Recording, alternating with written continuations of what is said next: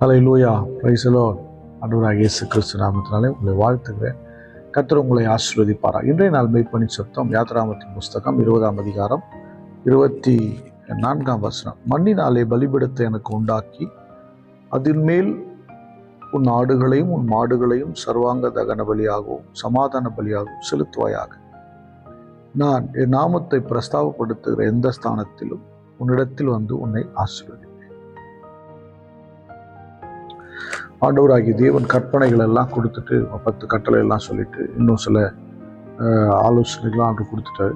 ஒரு காரியத்தை சொல்றாரு, நீ பலிகள்லாம் செலுத்து, ஆனால் என் நாமத்தை எங்கே பிரஸ்தாபப்படுத்துகிறையோ, எங்கே அவருடைய நாமத்தை நாம உயர்த்துகிறோமோ, எங்கே துதிக்கிறோமோ, எங்கே அவரை மகிமைப்படுத்துகிறோமோ, எங்கே அவரை புகழ்கிறோமோ, எங்கே அவருக்கு முக்கியத்துவம் கொடுக்கிறோமோ அந்த இடத்துக்கு அவர் வருவார்.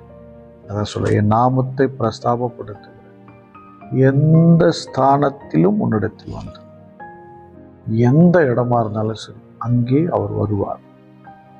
நீங்கள் வேலை செய்கிற இடத்துல நீங்கள் தேவனை உயர்த்துறீங்களா, உங்கள் நிமித்தம் தேவன் நாம மகிமைப்படுதா, அங்கே அவர் வருவார். தொழில் பிஸ்னஸ் பண்ணுற இடத்துல நீங்கள் உயர்த்துறீங்களா, அங்கே அவர் வருவார். உங்கள் உறவுகள் மத்தியில், ரிலேஷன்ஸ் மத்தியில் நீங்கள் தேவனை அங்கே மகிமைப்படுத்துறீங்களா, தேவனை தொழுது கொள்ளாங்க, நீங்கள் கிரியை செய்கிறீங்களா, அங்கே அவர் வருவார்.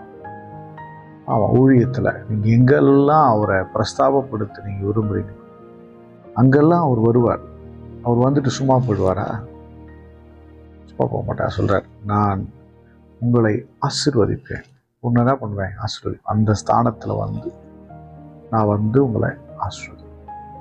எல்லா சூழ்நிலையிலையும் நமக்கு ஒரு காரியம் புரியும். நீங்கள் வேலை செய்கிற இடத்துலையும், தொழில் பண்ணுகிற இடத்துலையும், படிக்கிற இடத்துல, உங்கள் உறவுகள் மத்தியில், உங்கள் நட்புகள் மத்தியில், உங்கள் குடும்பத்தில் தேவனை பிரஸ்தாபம் பண்ணுங்கள், தேவனை உயர்த்துங்க, எல்லாத்துலேயும் தேவனுக்கு மகிமையை கொடுங்க, தேவனுக்கு இம்பார்ட்டன்ட் கொடுங்க, முக்கியத்துவம் கொடுங்க. அப்படி நீங்கள் கொடுப்பீங்கன்னா கர்த்தர் நிச்சயம் ஆசீர்வதிப்பார். உங்கள் தரித்திரம்லாம் மாறிடுங்க. ஏன்னா நீங்கள் அப்பாவை உயர்த்த ஆரம்பிச்சிட்டீங்க. வானத்தையும் பூமியும் படைத்த தேவனை நீங்கள் உயர்த்த ஆரம்பிச்சிட்டீங்க. அவரை மகிமைப்படுத்த ஆரம்பிச்சிட்டீங்க. அவர் அங்கே வந்து உங்களை ஆசீர்வதிப்பார். நம்ம எல்லாரும் ஸ்தோத்திரம் பண்ணுவோம். ஸ்தோத்திரம். அங்கே வாழ்கிற இந்த வாழ்க்கையில் போகிற இடமெல்லாம் உங்களை உயர்த்த, உங்களை துதிக்க எங்களுக்கு கிருபை தாங்க. ஸ்தோத்திரம். அப்பா, பரிசுத்த பிதாவை எங்களை ஸ்தோத்திரிக்கிறோம். இந்த பிள்ளைகளை ஆசீர்வதிங்க.